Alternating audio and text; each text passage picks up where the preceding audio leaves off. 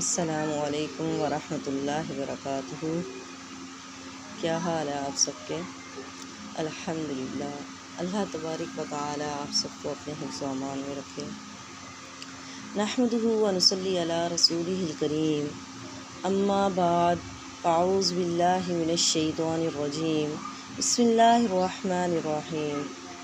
رب اشرح لی صدری ویسر لی امری واحلل عقدۃ من لسانی یفقہوا قولی۔ رب زدنی علما، اللہم زدنا علما، اللہم فقہنا فی الدین، اللہم انا نسألک علما نافعا ورزقا طیبا وعملا متقبلا۔ سورۃ العلق۔ سورۃ العلق مکی ہے۔ بسم اللہ الرحمن الرحیم۔ اقرا پڑھ، بسمی نام کے ساتھ، ربی کا اپنے رب کے نام کے ساتھ، الذی وہ ذات جس نے خلق پیدا کیا، خالق الانسان پیدا کیا انسان کو، من علق جمے ہوئے خون سے، اقرا پڑھ، وربک تیرا رب اکرم بہت کرم والا ہے، الذی وہ ذات جس نے علم سکھایا، بالقلم قلم کے ذریعے، علم الانسان سکھایا انسان کو، ما جو لم نہیں یا علم وہ نہیں جانتا تھا، کلا ہرگز نہیں، ان الانسان بے شک انسان، لیطغی البتہ سرکشی کرتا ہے، ارآہ استغنا، ارآہ وہ دیکھتا ہے اپنے آپ کو، استغنا بے پرواہ، ان بے شک الی ربک تیرے رب کی طرف، رجعا لوٹ کر جانا ہے، ارأیت کیا تو نے دیکھا، الذی اس کو، ینہا جو کہ منع کرتا ہے، عبدن بندے کو، اذا صلی جب وہ نماز پڑھتا ہے،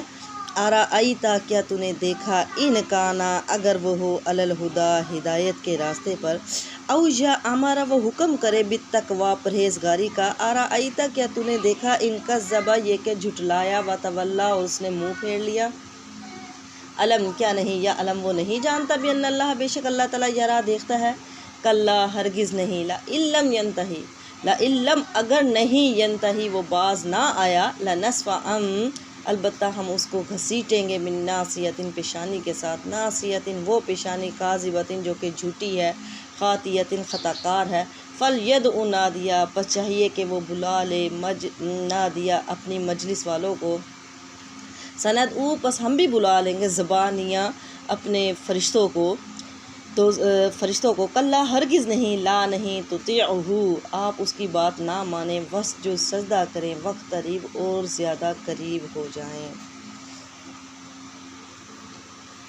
یہ صورت 2 حصوں پر مشتمل ہے۔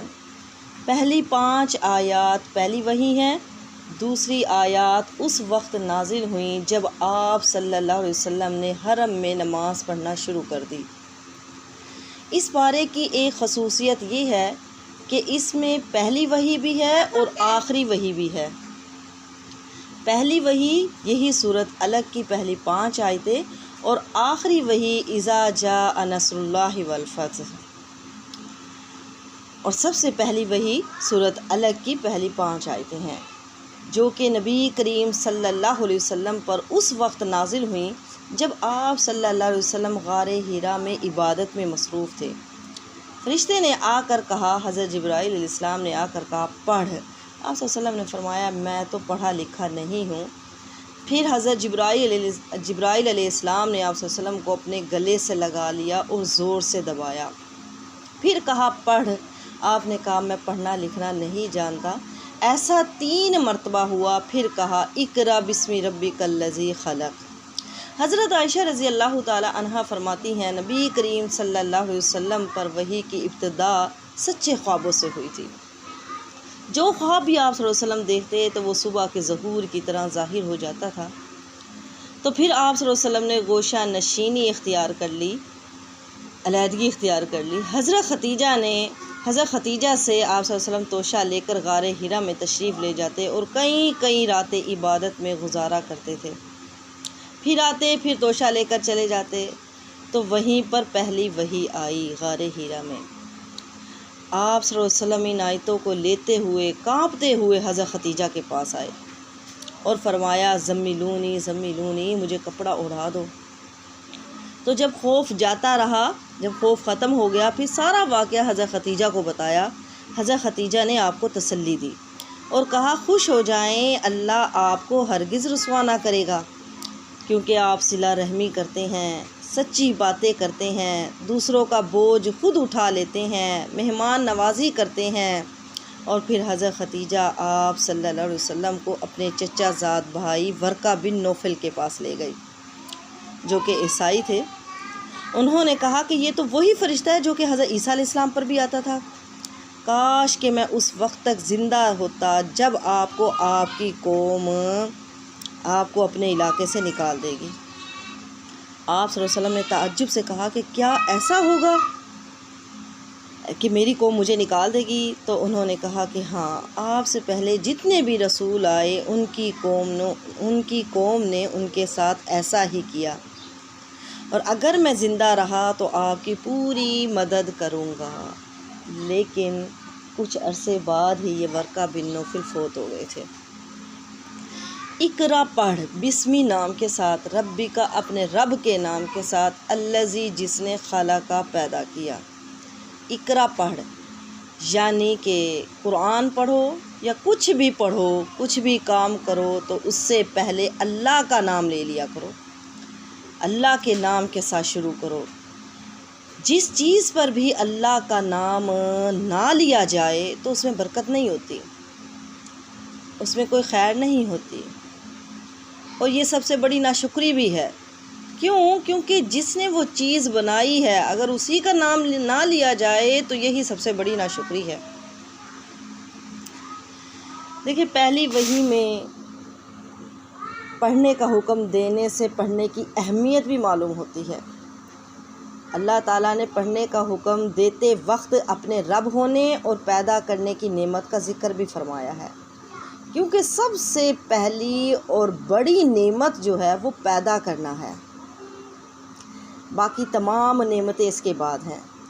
اگر خلق ہی نہ ہو تو کچھ بھی نہیں، خلق یعنی پیدا کرنا، یہی سب سے بڑی مہارت ہے۔ دوسری نعمت ہے رب ہونا، یعنی پرورش کرنا، یعنی ان نعمتوں والی ہستی کے نام کی برکت سے پڑھ اور اس کی برکت سے تو قاری بھی بن جائے گا، یعنی اس رب کے نام کی برکت سے پڑھ جس نے خالق پیدا کیا۔ خالق الانسان، انسان کو پیدا کیا، من علق جمے ہوئے خون سے۔ پہلی وحی ہے جس میں انسان کی تخلیق کے بارے میں بتایا، جبکہ اس سے پہلے کسی کو بھی نہیں پتہ تھا کہ انسان تخلیق کے آغاز میں کیا ہوتا ہے، انسان تخلیق کے آغاز میں کیا ہوتا ہے، اور پھر انسان ہی کا نام لیا، انسان کی ہی تخلیق کے بارے میں بتایا، یہ انسان کے شرف کی وجہ سے۔ انسان اپنی تخلیق کے آغاز میں سب سے پہلے نطفہ ہوتا ہے، پھر اس کے بعد علقہ، پھر مضغہ۔ نطفہ پانی کا قطرہ، علقہ جمع ہوا خون، اور مضغہ پھر ایک گوشت کا لوتھڑا بن جاتا ہے۔ پھر کہا اقرا پڑھ، وَرَبُّکَ تیرا رب اکرم بہت ہی کرم والا ہے۔ پہلے بھی اقرا کہا، پھر اقرا کہا، اقرا کے بعد اقرا یعنی بار بار پڑھ۔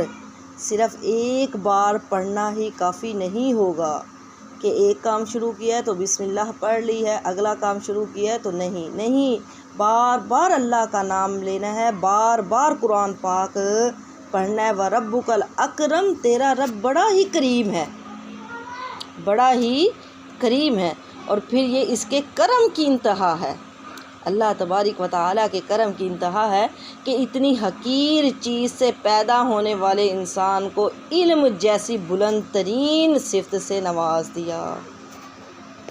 الذی جس نے علمہ سکھایا، بالقلم قلم کے ذریعے انسان کو علم سکھایا، یہ اس کے کرم کی انتہا ہے کہ اللہ تبارک و تعالیٰ نے انسان کو علم جیسی بلند ترین صفت سے نوازا، بلکہ قلم کے ساتھ علم سکھایا جس سے علم محفوظ ہوتا ہے، ایک آدمی سے دوسرے آدمی اور ایک نسل سے دوسری نسل تک پہنچتا ہے۔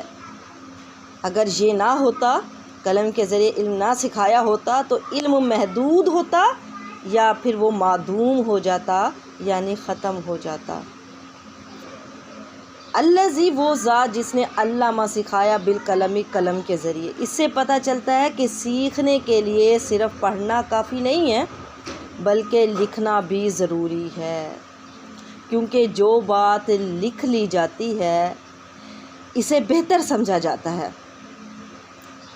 کچھ علم تو ایسا ہوتا ہے جو انسان کے ذہنوں میں ہوتا ہے، اور کچھ علم کا اظہار جو ہوتا ہے وہ زبان کے ذریعے سے ہوتا ہے، اور کچھ علم انسان قلم کے ذریعے کاغذ پر لکھ لیتا ہے۔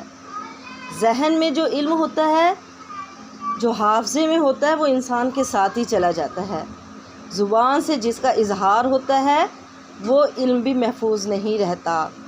البتہ جو قلم سے لکھا ہوا ہوتا ہے اگر وہ کسی وجہ سے ضائع نہ ہو تو وہ علم ہمیشہ محفوظ رہتا ہے۔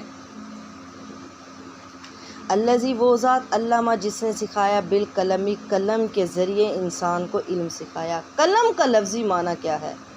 قلم کا لفظی معنی ہوتا ہے تراشنا۔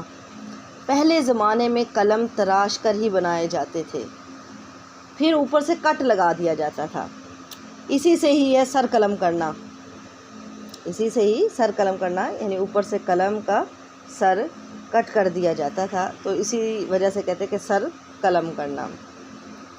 علم الانسان سکھایا انسان کو ماں وہ کچھ لم جو نہیں، یا علم وہ نہیں جانتا تھا، یعنی سارا علم اللہ ہی کے پاس ہے، سارا علم اللہ کے پاس ہے۔ اب انسان کو وہ کچھ سکھایا جو وہ نہیں جانتا تھا۔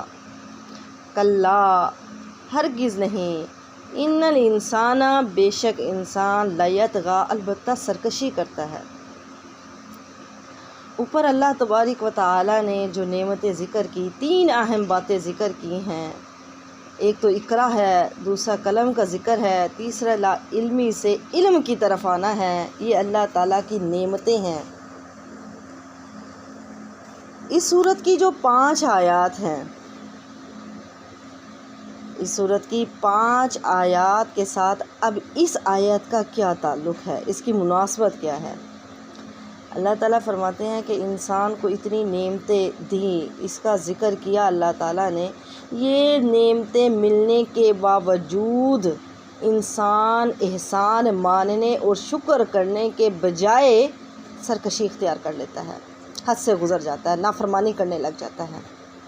ہونا تو یہ چاہیے تھا کہ وہ اللہ تعالیٰ کا شکر گزار بندہ بنتا، اللہ تعالیٰ کی فرما برداری اطاعت گزاری کرتا، لیکن یہ نعمتیں ملنے کے باوجود انسان نے کیا کیا؟ سرکشی اختیار کر لی۔ اور جب اللہ تعالیٰ ضرورت کی ہر چیز دے کر دوسروں سے غنی کر دیتا ہے، الرآہ استغنا، جب وہ دیکھتا ہے اپنے آپ کو بے پرواہ، یعنی اللہ تعالیٰ نے اس کو ضرورت کی ہر چیز دے دی اور وہ دوسروں سے بے پرواہ ہو گیا، اسے کوئی پرواہ نہیں ہے، کسی کا وہ محتاج نہیں ہے۔ جب اللہ تعالیٰ نے ضرورت کی ہر چیز دے کر دوسروں سے اسے غنی کر دیا تو وہ بندگی کی حد سے نکل کر مقابلے پر آ جاتا ہے، اللہ تعالیٰ سے مقابلہ کرنے لگ جاتا ہے۔ کرنا تو یہ چاہیے تھا بندگی کرتا، اللہ کی عبادت کرتا، تو بندگی کی حد سے نکل کر مقابلے پر آ جاتا ہے۔ اور پھر اللہ تعالیٰ نے فرمایا اِنَّ إِلَىٰ رَبِّكَ الرُّجْعَىٰ، اِنَّ بے شک إِلَىٰ رَبِّكَ تیرے رب کی طرف رجوع، تجھے لوٹ کر جانا۔ فرمایا بندے جتنی بھی چاہے تو سرکشی کر لے، جتنی بھی چاہے تو سرکشی کر لے، حد سے گزر جا، تو نافرمانیاں کر لے، تو میری بات نہ مان، لیکن یقیناً تجھے میرے پاس ہی لوٹ کر آنا ہے۔ اِلَىٰ رَبِّكَ الرُّجْعَىٰ، تجھے اپنے رب کے پاس ہی لوٹ کر جانا ہے۔ اِنَّ بے شک إِلَىٰ رَبِّكَ تیرے رب کی طرف رجعا، تو نے لوٹ کر جانا ہے۔